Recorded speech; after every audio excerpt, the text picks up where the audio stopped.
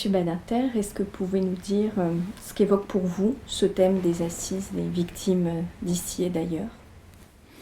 C'est surtout les deux derniers termes qui, suscitent chez moi une curiosité, un intérêt particulier, le ici et ailleurs. Pourquoi? Parce que s'agissant, je dirais, d'ici, ce qu'on doit saluer, c'est les progrès considérables réalisés grâce aux militants et grâce aux organisateurs de l'aide aux victimes. Je l'ai vu naître, je ne suis pas complètement étranger.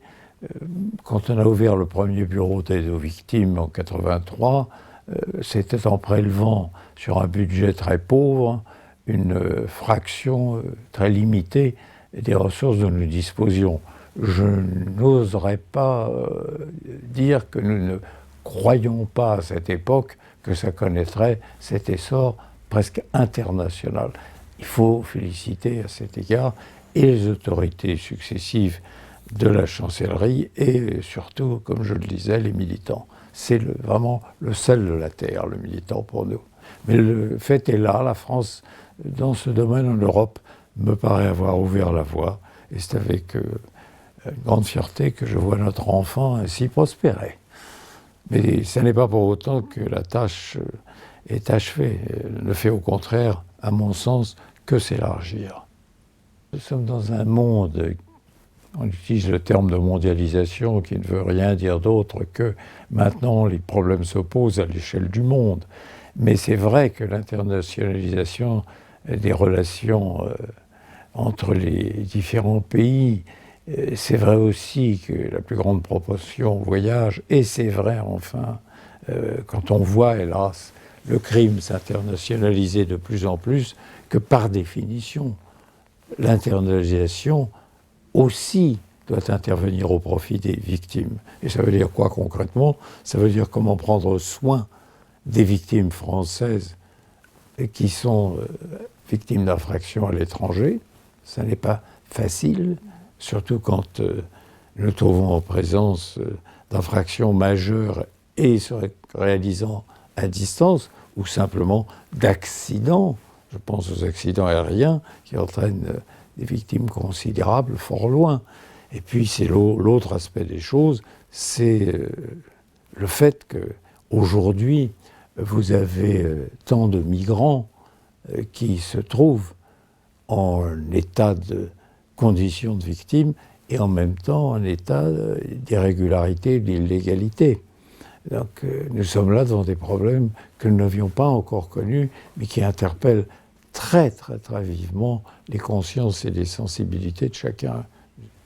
Il faut d'abord, avant d'avoir étudié cette question, je crois qu'il faut d'abord mesurer ce que j'évoquais tout à l'heure à propos des victimes à distance de la France, mais qui tombent sous le coup de notre action.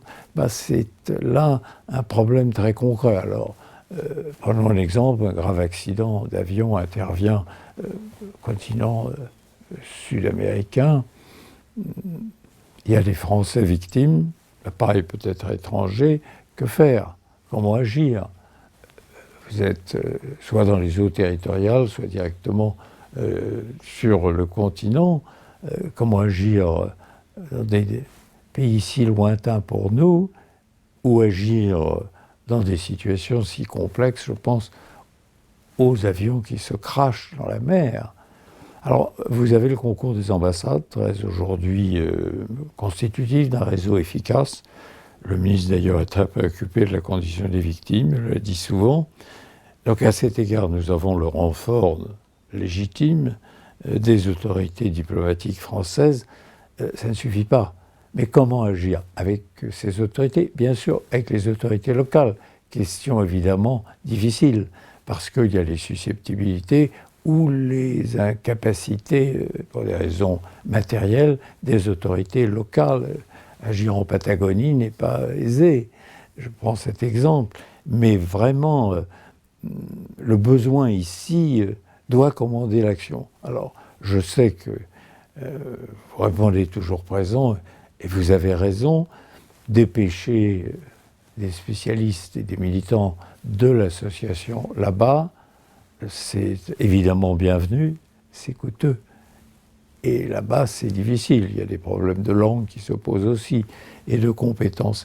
Mais c'est un champ d'action que nous ne pouvons pas négliger.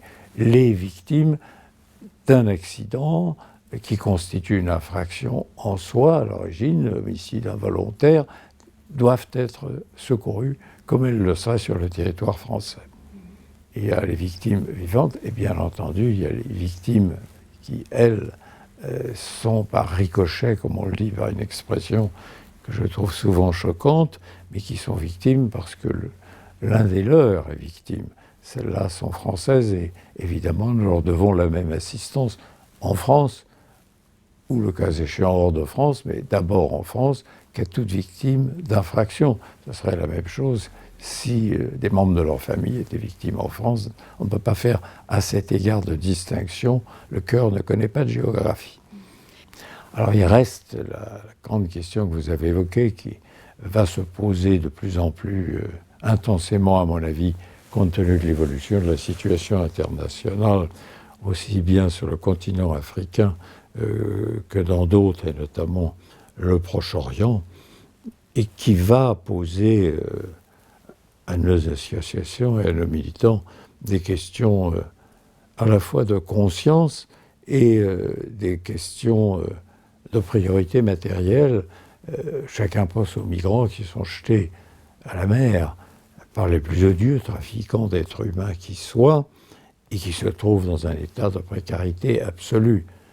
Ils gagnent la côte, on réussit à les sauver, mais une fois là commence la question, comment agir pour elles?